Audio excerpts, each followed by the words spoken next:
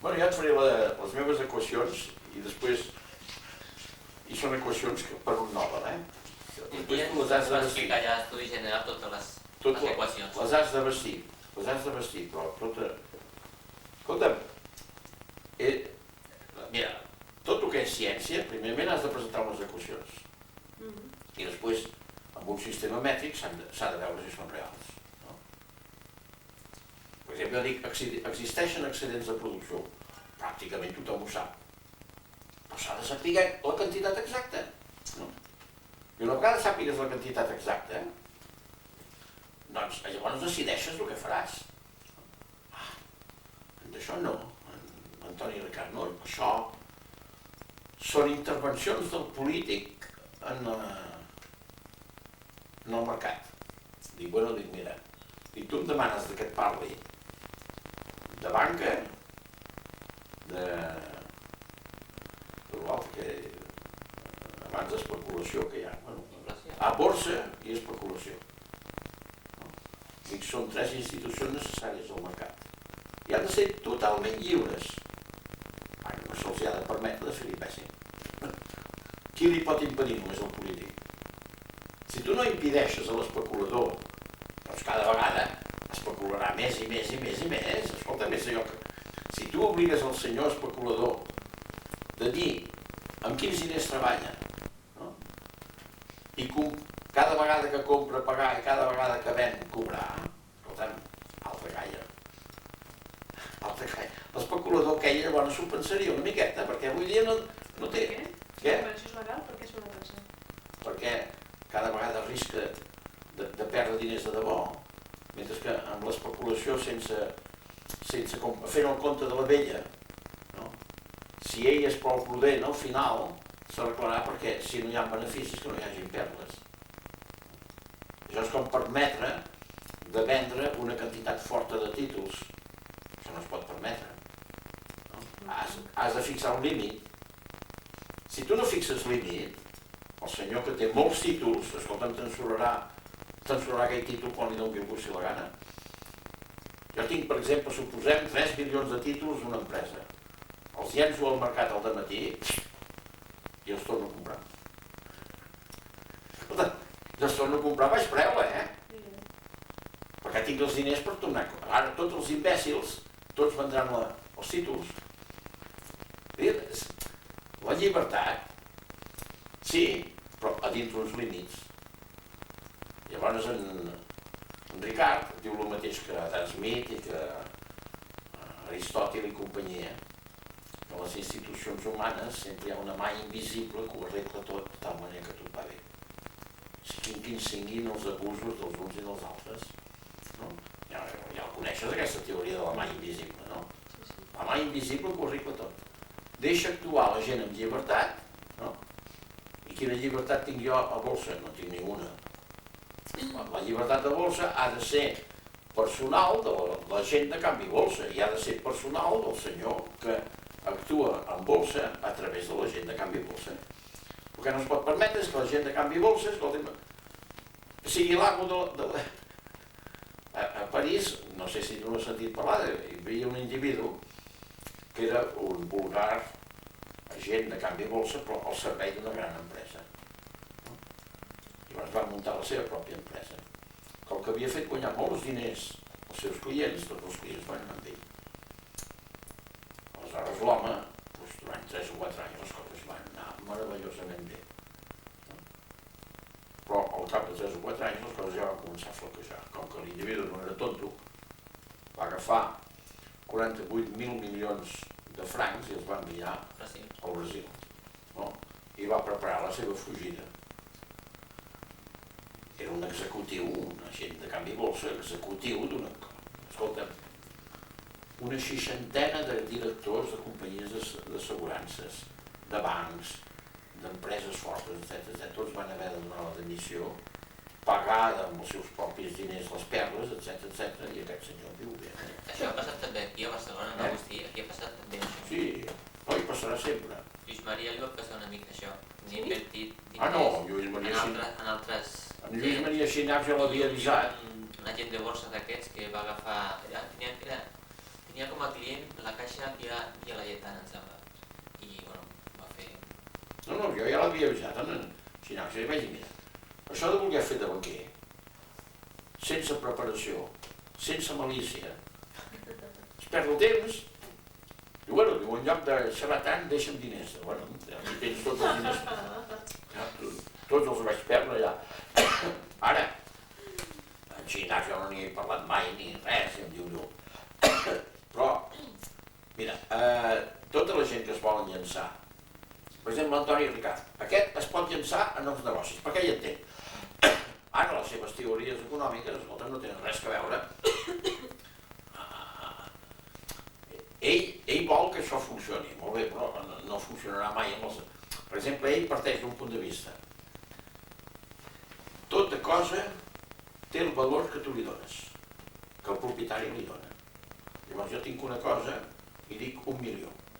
Llavors, segons en Antoni Ricard, qualsevol persona que es presenti i em digui vostè paga per això un impost equivalent a 1 milió de pessetes. Jo li compro això a 1 milió.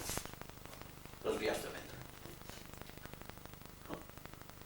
Llavors diu jo, a mi no m'ho faran mai, perquè diu jo, allò val 1 milió, jo diré que val 1 milió i mig. I si trobes un ximple que t'ho compra per 1 milió i mig, també et fotrà.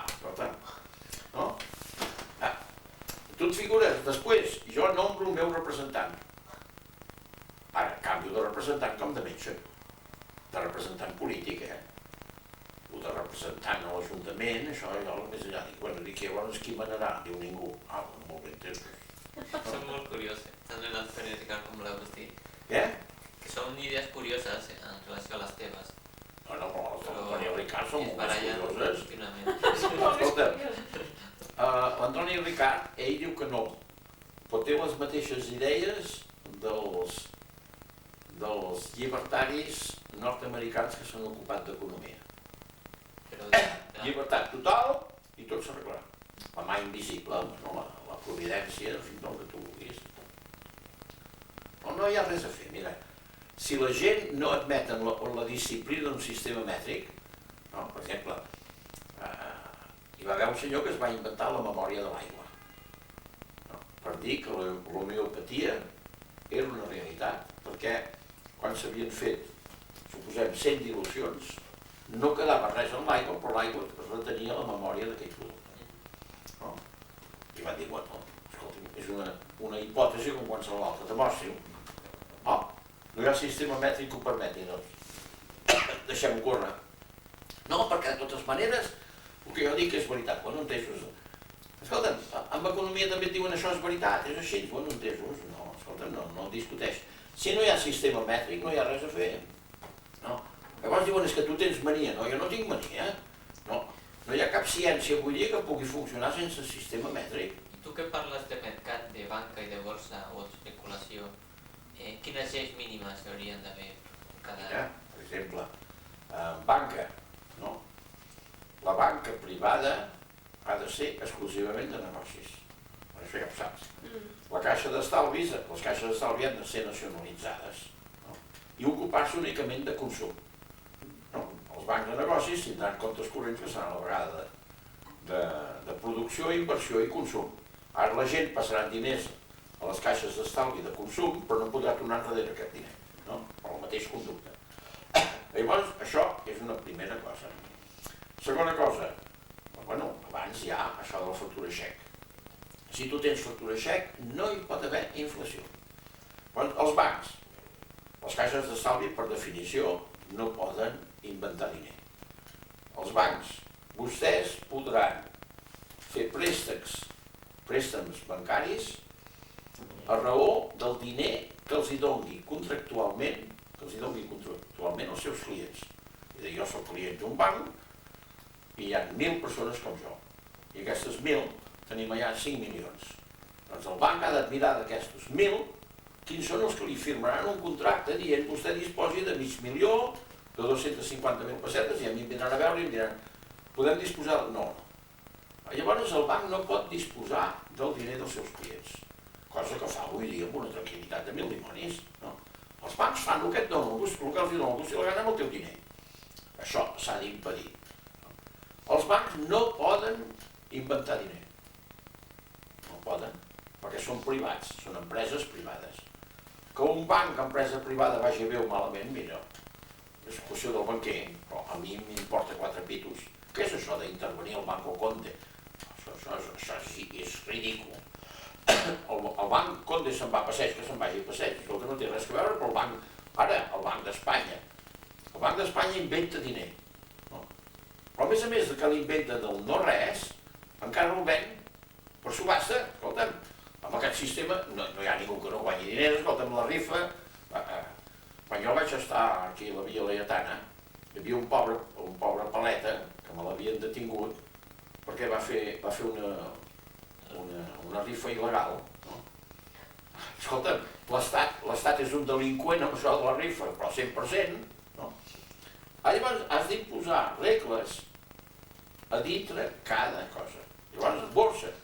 Això, torna a explicar de la borsa, perquè jo no ho entenc. Borsa, has d'obligar la gent de canvi borsa de que quan compra uns valors, dir que els compra ell per encàrrec del senyor fulano de tal, i pagar. Llavors, vols dir pagar el 100% de l'operació? sí, el 100% de Efectiu, no de l'operació. paraula, sinó fer l'operació. Ja. No, ha de firmar un xec, una factura xec. Ja. No?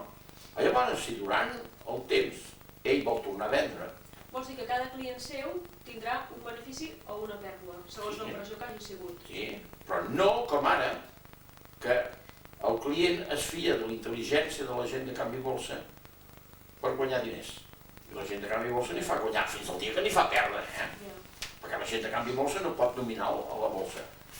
Aleshores, fent el compte de la vella, no hi ha cap perill, perquè si la persona és de l'ofici, un senyor que no és de l'ofici, ja pot fer compte de la vella, pot ser el que... Però si és de l'ofici, ell diuen, compro 100 milions, els venc per 102 milions, i he guanyat 2 milions. No? Els torno a comprar, suposem, a 105, i perdo 3 milions. No? Llavors els torno a vendre i guanyo 1 milió. I al final els haig de comprar perquè el meu client vol 100 milions d'accions. No? El client no et pot donar l'ordre de comprar i després de vendre tot això, no. Cada dia el client passa ordres diaris, no passa ordres a cada mitja hora, perquè els agents de canvi de borsa no li permetrien. Llavors fa el compte de la vella i suposem que al final ha de comprar 100 milions i perd 500.000 pessetes o 5 milions de pessetes. És una pèrdua, 5 milions, 500.000 pessetes, 2 milions, però no serà una pèrdua grossa. No? Ara, si guanya, al final pot haver guanyat 7, 8 i 10 milions de pessetes, que no l'entens, comprant i venent d'aquesta manera, Sí. fent el compte de la vella. I això és el que s'ha d'impedir. Perquè el compte de la vella és molt senzill, és allò... Sí, Jo però no és la diferència, si ho fa el Sí, sí. de l'altre. Només- Al final només- no t'haurà guanyat o perdut, només serà que- el mateix. Què? Al final no t'haurà guanyat o perdut, serà el mateix per un festival per No, l'altre. però si compra i paga cada vegada no farà aquestes operacions Per tan què? ràpides. Perquè tindrà por. A més, avui dia, quan fa operacions d'aquest tipus, de vegades les fa amb mala fe, però no li poden demostrar. Si no paga cada operació, sempre pot fer altres operacions per tirar enrere el Sí, de perdre diners. però cada operació porta la seva responsabilitat i la responsabilitat del senyor que li ha donat l'ordre. No? És el que no volen, ells volen sempre el mercat ha de ser impersonal. De manera que la gent de mercat tingui llibertat total. No? El que no poden, els economistes distingits el que no poden admetre és que una persona que compra i ven juga la seva responsabilitat personal. Això no ho admeten. No. Va contra el punt de vista de l'economia de mercat tal com l'entenen els economistes distingits. Els economistes distingits no volen saber res, absolutament res, de personalitzar el diner. Perquè per ells és la mort del mercat. És la mort del mercat massa especulatiu. No? Ara, amb especulació, l'especulació és absolutament necessària, però també has de posar unes lleis, no? Dient que tu podràs comprar, per exemple, a un dia, el el 10% del teu negoci. No? Un any, l'1%. No? És a dir, limitar el risc. Per exemple, en Samaranc. En Samaranc, el 1914, com que es parlava de la guerra, era corredor de canvi bolsa. Va comprar una quantitat de cotó, el que són llunes. I deia el meu pare, si no es declara la guerra, només em queda una solució, suïcidar-me. Per què? Devia, per exemple, 150 milions de pessetes d'aquell temps, i l'home potser tenia una fortuna de 500.000 pessetes d'aquell temps, no? Ara, com que era corredor de canvi bolsa, cada vegada que comprava, i comprava a 3 mesos, a 6 mesos, etc., li enviaven el cotó a Barcelona. No? Quan es va declarar la guerra, escolta'm, es va fer ric d'una manera colossal. Però, si no s'hagués declarat la guerra, en Perón va fer el mateix. En Perón, després de la Segona Guerra Mundial, va decidir que hi hauria una tercera guerra mundial. Llavors, com que el que costava més diners durant tota la Segona Guerra Mundial eren els pneumàtics, va comprar pneumàtics de tot arreu del món i els va posar a la Pampa, encara hi són, perquè no hi ha hagut tercera guerra mundial, ho entens? I va arruïnar l'Argentina. No? Ara, no s'ha dit mai això, no s'ha dit mai. Mira, sempre hi ha una cosa que és real. A més, els governs actuals foten el que els dona el gust de la gana. No? Manipulen les xifres com els dona el gust de la gana, escolta'm. Et venen amb el producte industrial brut, això, allò, més enllà. Bueno, és el que deia Winston Churchill.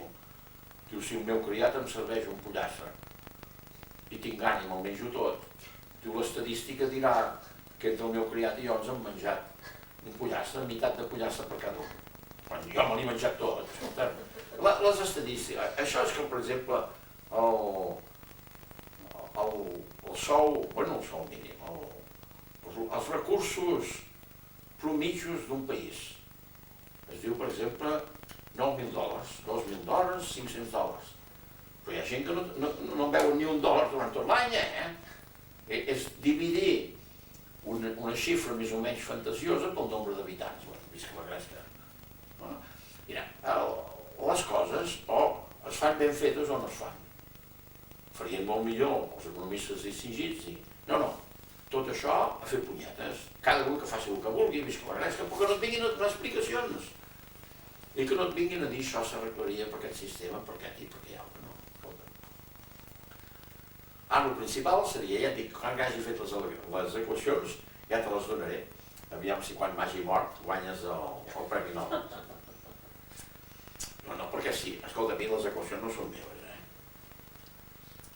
No són meves, són simplement... Vas modificant aquestes equacions o...? No, sempre partint del mateix. El que passa és que jo no tenia... A mi el que em passava és que quan jo escoltava aquell bon home, a mi el que m'interessava era el sopar que em donava i després la gentilesa que tenia amb mi, etc. Sempre m'ha sapigut greu que fos tan delicat que no em va mai insinuar res de diners, escolta'm, ja ho sabia que jo era un estudiant pobre, escolta'm. Per això, com que ell el va tractar molt bé, t'ha tractat tu així també. No, escolta'm, ja heu de fer honor, si no... Em m'escridassarà a l'Arcàdia. Escolta'm, ja em fa por, Tu te n'enrius. Sí, que fa por, sí. No, doncs m'interessaria que quan hagis situat, tornessis a pensar en això a poc a poc. Que acabes els curs de la feina cap al mes de maig? Sí, el mes de maig. l'11 de maig. No, però és que no. Mira, sempre me'n recordaré del teu cèlebre llibre. Els 3 últims capítols no valen res, els 7 primers són esplèndids. Els 3 últims capítols no valen res. Per què? Perquè te'ls vaig demanar i no tenies temps de fer-los. No? I ja, deixem córrer tot l'altre perquè no val la pena parlar-ne. De totes maneres, abans que arribi el mes de maig, hauríem de quedar potser per anar a començar la màquina a funcionar, perquè l'Antoni Ricard és un tio que és molt actiu i... Aquella és una activitat enorme, escolta'm. A més, ha muntat això de l'ecoconcern de Sabadell. Ah, sí? Sí. I una sucursal de l'ecoconcern. Amb èxit. I l'està desmuntant. El que passa és que els primers mesos li van dir no jo li vaig desmuntar tot. Sí, estava tranquil, apuntava. Diu que li vaig I desmuntar quan li ha tot. donat una mica la veu, Ah, o sigui que el que feu a Sabadell és ecoconcert, també. Sí. Però no hi ha ferrocarril. No hi ha ferrocarril. No. per tornar a Barna, I, sí. I ens torna ell amb el seu cotxe. Bueno, escolta, ja per... Jo li dic, Però ell l'agrada però és que no... sí. Escolta, Està desitjant aquest sistema de Franco, no? D'impedir que les poblacions i els barris perifèrics no tinguin tractes amb la capital, això ho va iniciar en Franco. Això no es fa a cap país del món. I tots els països del món saben que un vagó de ferrocarril és molt més barat que un autobús. Aquí no. Ara a Àustria, com que vol la integració a la comunitat, tots els camions es posaran en un tren i passaran per Àustria Sí. per no contaminar. Sí, era un No, tren. no, i és el que és. No, està bé. I ho obtindran totes les carreteres espanyoles, qui ho fa molt bé, els camions estrangers i els camions espanyols pesats. Escolta, no pot ser. En el món el que no pot ser és allò de que nosaltres vam anar a Alemanya passant per Suïssa. Suïssa vam utilitzar la carretera suïssa, allò que se'n diu amb 8 quilòmetres, 8 d'anar i 8 de tornar, 16. Ens van fer pagar com si haguéssim utilitzat totes les carreteres suïsses, no? Perquè a Suïssa cada camió en autocar que entra, o cada cotxe, paga, no? Ara hi ha un mínim, no? I has de pagar. No? Tot és bo i és dolent. Ara, per exemple, quan vam anar a Àustria amb en Xavi, la carretera que pujava dalt de tot, la muntanya, per un coll de 1.300 metres, no? Pues, demanava un dia, pràcticament. Llavors, què van fer aquesta gent? Van fer un forat, un túnel, no? I un tren, poses el teu cotxe sobre un camió, no? I ja quedes dintre el cotxe, poses el cotxe dintre un vagó, no? I cada hora fa així, bueno, cada mitja hora, no? Escolta, i salven tot l'alt. I diuen, això és ecologia. Sí senyor, té vostè tota la raó. Escolta, no? I a més, és baratíssim, et costa molt més barat agafar el tren aquest. Són 8 quilòmetres, Ara, un tren que de vegades té 100 vagons, perquè 100 cotxes que pugen allà i el passen de l'altre costat i tornen. Llavors, si només s'omplen que 20 vagons al tornar, 20 vagons, no? Posen els vagons segons la demanda, no? I, escolta'm, un ferrocarril sempre serà molt més barat que un... Ara, no permet de tenir una gran companyia, de tenir-hi el nebot com a director, que cobri 18 o 20 o 30 o 40 milions de pessetes, etc. No? Això és allò de l'Oriol Aiden Martorell, el seu pare, el pare de l'Oriol Martorell. Com que va escridassar a Porcioles, que havia firmat la cessió de les escoles municipals a l'estat espanyol, no? El va treure de director de les escoles i el va posar a director dels morts. Llavors el pobre Martorell s'anava a veure i deia, escolta, tu que jo no hi tinc res a veure amb els morts, però si cobres el doble de cap de trons, no, però si no és el diner que m'interessa a mi. No? El pobre home es va morir al cap de 6 mesos i el van nombrar director dels morts, escolta'm. És Tu no la figures. professió, la feina... Escolta'm, i saps què li va dir a Porcioles? Diu, firmo tants papers, diu que no. Qui ha firmat aquests? Va cedir les escoles municipals de Barcelona amb un paperot a l'estat espanyol. I tu et penses que s'ha tornat enrere? No.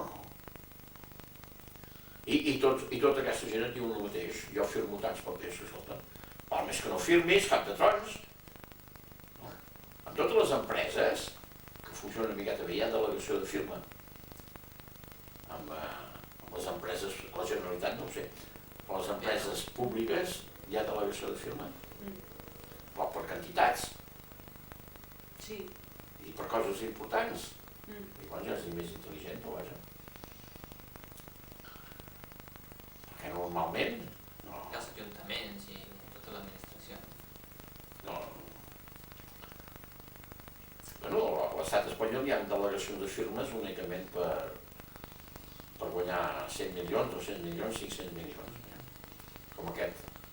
O comandant aquest de la Guàrdia Civil, cobrava 500.000 pessetes i havia de pagar interessos per 1,5 milions.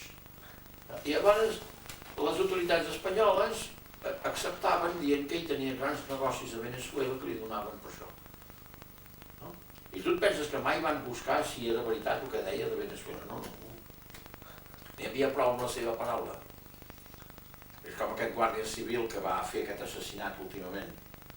Cobrava 125.000 o 175.000 pessetes al mes i vivia sobre un tren de vida d'1 milió cada mes. No té importància això. A més, un individu que tenia el seu cotxe, no? Jo no sé com s'ho feia, d'anar de la Corunya o de no sé on a Madrid i tornar. Jo no crec que de Corunya a Madrid es pugui anar en 4 hores, no sé. I l'individu cada dia feia el sentinella. Jo suposo que un company seu ho feia per ell, ja està. Ell li pagava. Ara per què els guarden aquests senyors? Per fer negoci brut, per fer les coses brutes que els oficials no farien. Jo d'en Puig Antic, allà va morir un policia. Al Consell de Guerra van dir que era un Puig Antic que l'havia matat. Ara, en el policia aquest no li van fer l'autòpsia, no es va buscar l'arma, no es va buscar com se'n diu? Les bales. Les dolles, bueno, ja on hi ha la bala. Com se'n diu això en català? En francès es diu dull, però no sé. No? I no es va fer res. I el pobre desgraciat Puig Antic me'l van afusellar com a assassí d'un policia. I segur que aquest policia va ésser matat per un altre policia que devia cobrar fort, perquè li interessava el sistema que en Puig Antic fos un assassí. I dic, ja no et carreguen solament l'haver robat o l'haver... No, et carreguen inclús assassinats. Amb una tranquil·litat de mil dimonis, escolta.